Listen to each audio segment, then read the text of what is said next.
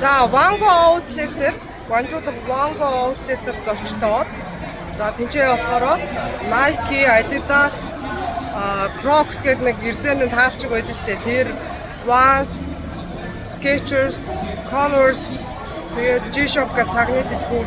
За нөгөө хятадын өөрийнх нь Anta, Linen, за тэгээд MLB өөрчөө гэдэг ямар ч зэнгээр битүү тий Fila, Lacoste гэдэг айгүй олон брэндүүд нэг дор байгаа. Ер нь бүгдийг нь бол хэллээгүй маш олон брэндүүд байгаа.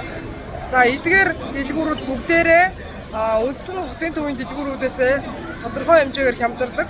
Outlet ийм дэлгүүрүүд нэг дор хосолсон маш том худалдааны төв байгаа. За ийм байгаа. Тэгээд тэргээр ороод за ингээд хоол идмээр санагдчих. Тэгэх юм бол хамгийн дээдлийн давхраасаа доош тэр одоо энэ 5 давхар авцаа байна да. Замаар хамгийн дээшээгээ явсаар байгаа дээдлийнхаа давхартай залгаа нэг юм талбай гохгүй задгаа.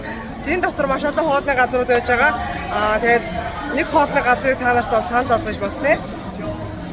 За бид хоёрын сонгоо суудсан байгаа энэ газар болохоор юм задгаа талбайтай. Тэгээд ингээд суухад харагдаж маш гоётай. За ийм нэртэй газар байж гин. Тэгээ энэ яадаг вэ гэхээр өвхрийн махтай хоол байдаг, мөн мэлхийний махтай хоол бол байдаг. За тэгээ заавал мэлхийний мах идэж байгаа юм бол биш. Тэгээд энэ ч жишээ нь халуун ногоогүй монголчууд идэхэд тохиромжтой. Бид бүгдийн дуртай өвхрийн мах байна. За энэ гахаа мах байна. За тэгээд ерөнхийдөө онцлог нь гэх юм бол энэ ч ингээд ер нь хоолоо ийм гоё галтаа аваад ирдэг учраас халуунаар нэгдэг. Зөөлөн амттай. За будаа агшаагчиг болохоор удааг болохоор будаа агшаагчтай аваад ирдэг. За ийм байгаа. За тэгээд нөгөө ихэнх ер нь хоолны газруудад ийм Alipay ч юм уу WeChat-аар ийм QR код уншуул гэдэг. Тэр нь гол нь биднэрт жоохон боломжгүй байгаа гэдэг байхгүй юу? За одоо энд жишээ нь бит хоёр хоол аваад будаа агшаагчтай будаа аваад мань нэг ийм 4 ширхтээ нэг 3 ширхтээ манту авсан. Тэгээд энэ хэдэн төгрөг болж байна? За энэний үнэ харагдах ёстой доо. Ард нь үнэ бичиг байна. За би ямар хэдэн төгрөг болсныг танад харуулнаа.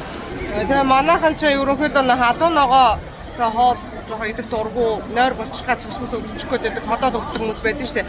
Тэгэхээр би нэг хитгэн юм хэлж өгье гэж бодоод ямар булаа гэх юм бол халуун ногоогүй, лада гэх юм бол одоо юутай байна. Заримдаа бүсин лада ч гэдэг.